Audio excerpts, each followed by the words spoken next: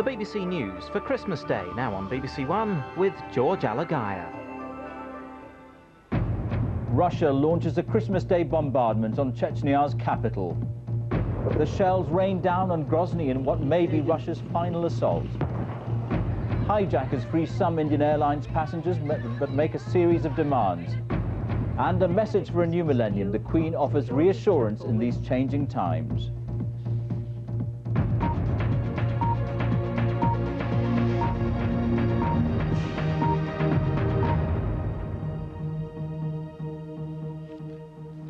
Good evening. Russia has launched what appears to be its final assault on the Chechen capital Grozny. Armoured columns are said to be advancing on the city, with Russian forces attacking on 4 fronts.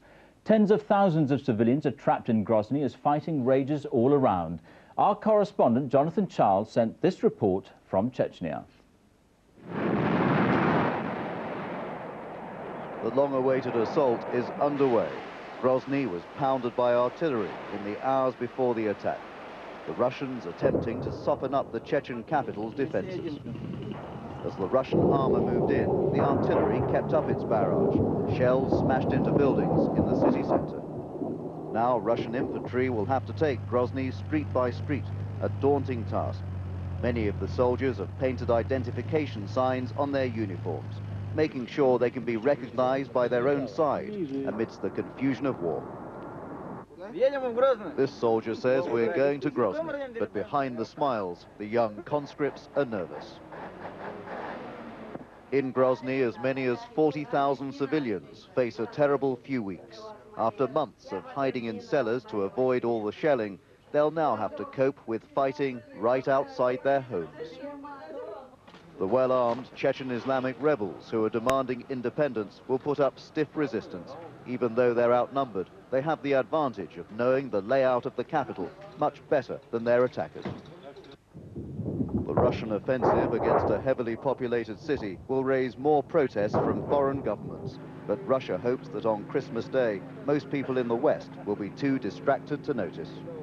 Senior Russian officers are indicating privately that they've planned a 5-day military operation here. But that looks optimistic.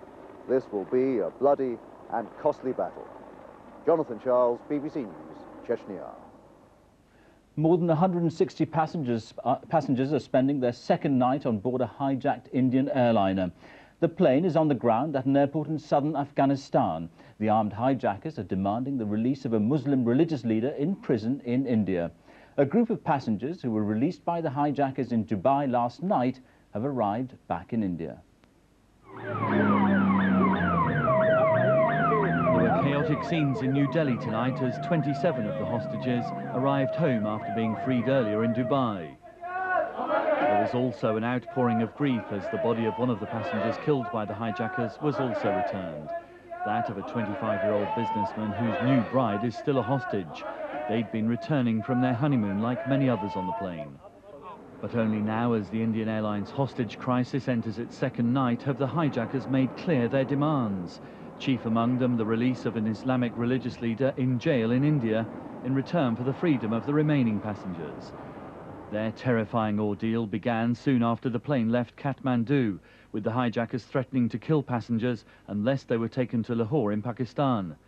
The journey included a stop first at Amritsar before going on to Lahore and then to Dubai, where permission was eventually granted to fly to Afghanistan, where tonight another Sikh hostage was also freed. But with reports of 4 more dead passengers, the Indian government is desperate to resolve the crisis without further bloodshed. The primacy of approach that India has adopted is earliest termination of hijacking and the safe return of passengers, crew and aircraft. Those freed spoke of everyone being blindfolded and not allowed to speak. For the families of the remaining hostages, it's an agonising wait for any developments. John McIntyre, BBC News. In her Christmas message, the Queen has spoken of the anxiety that many people feel about the future. She stressed the importance of tradition and reassured her audience that the timeless values of Christianity and the world's major religions would help provide guidance. It's one of the largest family parties at Sandringham in recent years. By tradition, the royal family attends morning service on the estate and then gathers to watch the Queen's Christmas message. Once in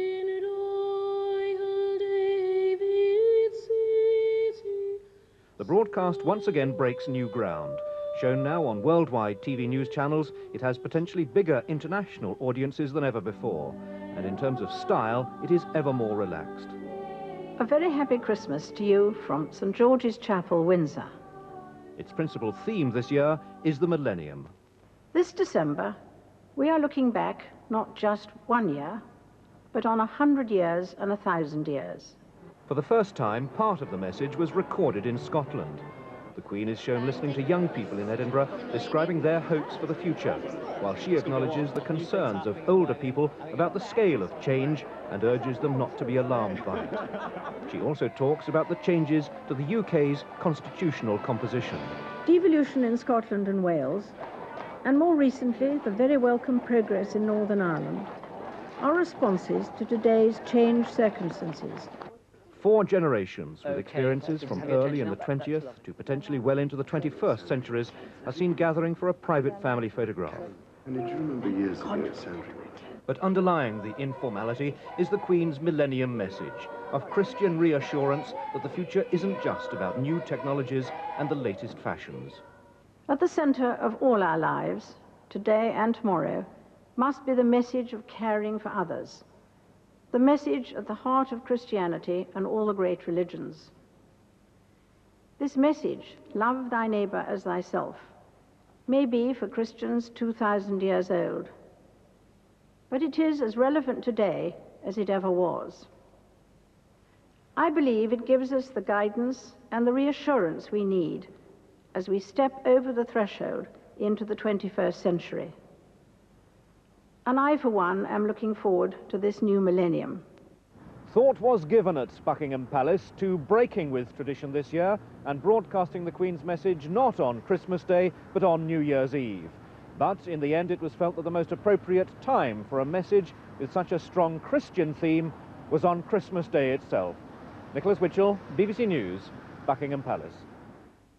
Church leaders have been delivering their traditional Christmas addresses. The Archbishop of Canterbury told worshippers that they should not fear the challenges of the new millennium because the Christmas message pointed the way. And at St. Peter's Basilica in Rome, the Pope called for a ban on what he called the senseless use of arms. He said hatred had doomed individuals as well as entire nations. Thousands of people in Sussex may have to leave their homes for a second night, as some areas are again threatened by flooding. Emergency teams have spent the day battling against high winds and torrential rain to repair coastal flood defences. From first light, repair crews were doing their best to shore up sea defences damaged by the largest tides here in living memory. For this family in Chelsea, as for dozens of others, it wasn't enough. Christmas was a washout as they spent the day packing their belongings and moving out of their flooded home. Along the coast at Lymington in Hampshire, it was a similar picture, with families clearing up after a river burst its banks. The carpets have gone, computers have gone, well, house is in a mess, so Christmas, I think we'll go find a pub if we can. Throughout the day, the south coast took a further battering, though the damage was not as severe as expected. A change in wind direction last night lessened the impact of the tides.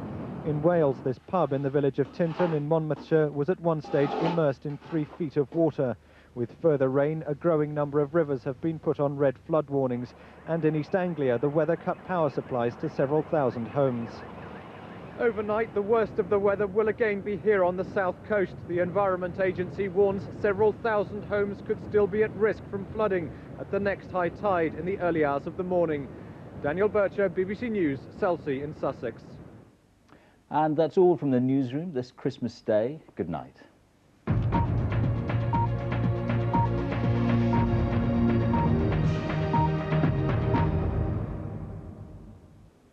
Good evening. We hope you had a cheerful Christmas despite the flooding, the very strong winds and also the heavy rain. But those are all on the weather menu for the next 24 hours. In fact, we have a severe weather warning out for heavy rain during tonight, moving east across southern England, resulting in further flooding and dangerous driving conditions. But we've seen a rash of showers across the country today, and now we're seeing that belt of heavier rain showing its hand in the West Country and parts of Wales. And of course, that's going to pose problems for many rivers in southern Britain. And here's our emergency advice line, also on sea facts. So we're going to see that heavy rain moving swiftly eastwards across southern England. Sleet and snow in its northern flank, and also very strong winds gusting up to 60 miles an hour, and also some sleet and snow showers further north, accompanied by freezing temperatures. We're going to have hazardous driving conditions in northern Britain too. Tomorrow we'll see that rain pushing away quickly from the southeast. Elsewhere it'll be bright, but lots of blustery showers around and temperatures around 48. Bye-bye for now.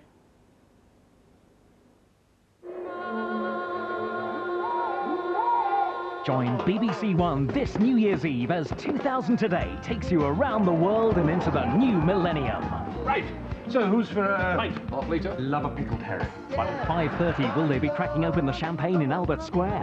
It'll be fine. I don't want fine, I want it to be perfect. At 7:05. Join us for the grand final of 2001. And at 8, it's back to the main question. What if I'm making a terrible mistake? At 9:25, Texas and Barbara Windsor join Dale Winton. You are really spoiling us. And then join David Attenborough, Michael Burke, the two Ronnies, Vic and Bob, Michael Palin and Lenny Henry as the stars come out across the universe. In Greenwich, Jamie Theakston plays host to the Eurythmics, Simply Red and Martine McCutcheon. And at 12:35, Dale's back. A night like no other. I don't know what all this fuss is about. Join BBC One as 2000 Today welcomes you to the new millennium.